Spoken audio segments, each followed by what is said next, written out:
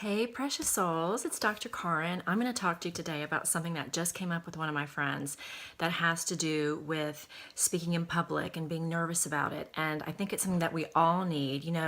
People fear speaking in public more than death. It's the number one fear. So you're not alone if you're worried about getting up in front of people and sharing something that you need to share. And so I wanted to just talk to you about 5 tips on how to stay calm when you're feeling anxious about speaking in public. Okay, first of all, I have done a good deal of speaking in public, but do I get nervous? Heck yeah, I get nervous every time. I feel like I'm gonna puke, I'm shaking, I'm nervous. I'm taking deep breaths. I'm yawning a lot because my body needs more oxygen. And so, yeah, the natural response of the body is to elevate the heart rate and to speed up the metabolism and kind of go into this fight or flight cortisol reaction for stress. But I just want to give you some pointers on how to slow that down. First of all, preparedness is important. And I'm assuming that all you guys are smart and you know to be prepared. The number one thing that's going to keep you calm is being prepared, having your notes done. And the way that I practice my speeches and my presentations is I do prepare, I do a lot of research, I do a lot of writing it down. I'm a visual learner, so I know that if I'm writing it down, and then if I can hear myself say it before I do it, it helps. So what I do is I keep one of my screens doing research. I have 2 screens in my office. I'm doing this because they're behind the camera. And I research, and then I write it, and I write and research, and then I get a pretty good script of what I want to say. I probably don't write the whole thing out. But I give myself bullet points and then I go over it and go over it. And then I make sure, like I'm doing here, that I videotape myself and do it a couple times. And then when I get one that I really like, I will actually play it for myself. And it's like, it helps me to remember. So especially the morning that I'm getting ready for my speech or my presentation, I will actually listen as I'm putting my makeup on and getting dressed. And I'll listen a few times. And you know what? Almost every time, by the time I get there, I don't even need my notes, and I just do a few things that I want to teach you. First of all, take some deep breaths.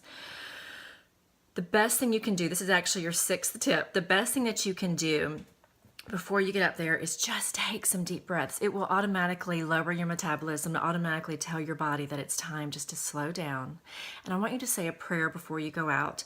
And the prayer that I always say is that God and my guides and my angels, that all those beings that work with me for my highest good, that you help us to be a moment for my highest good and for the highest good of all those people in the room and the business or community or center that I'm speaking at, that it serve the highest good, and most importantly, that all things that I need to remember be brought to my memory. And if there's anything that is not for the highest good or I don't need to remember, help me not to remember it. And then I make a pact with myself that I'm not going to be upset after the speech, no matter what happens. And then I'm going to trust my guidance, and then I'm going to go with it. So that's your 2nd tip. First is take deep breaths. Second is to pray and ask that your memory, that your recall be one that focuses on the highest good. Third of all, you're there for a reason. I want you just to take this in, and this is like your sustenance. This is what's going to ground you, like make you a pillar when you're there. You're there for a reason. Trust the perfect divine timing of this speech and this presentation that you're giving, and know that it's happening in the perfect time, on the perfect day. Maybe the date's been changed once. Well, it's because the time that you were going to do it the first time wasn't the right time. So trust that the date and the time and the people that are going to be there are the ones that are supposed to be there, and especially you're supposed to be there. So it is a matter of breathing in that trust that you are there for a reason, and don't doubt that. The next tip is just to know that all you need to get through is the first minute, and you're going to feel like 80% better. So just tell yourself, just get me through the first minute. Nobody's going to remember your first minute anyway.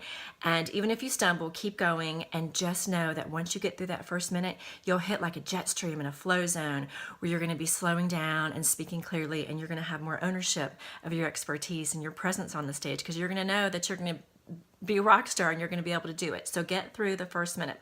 The next tip is to remember that you are the expert in the room, period.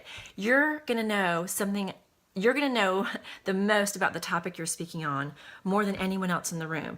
So go in there with the sustenance and the knowledge and the confidence that you are the expert. You've done the research. You've had the life experience. You have the emotional investment, the time investment, the energy of preparing for this. So go in there knowing that you're going to know more about this topic than anyone else in the room, and help that boost your confidence, and stand proud and being an expert. And if you don't know the answer to every question, it's okay. You're still the expert in the room, and people are going to be there listening to you because they want to know what you have to say. And the last thing that I want you to remember, which I think is point 6, is that if you mess up, good. People want you to be real. If you're speaking on something emotional and you end up shedding a tear, please, my biggest pet peeve is when people apologize for crying.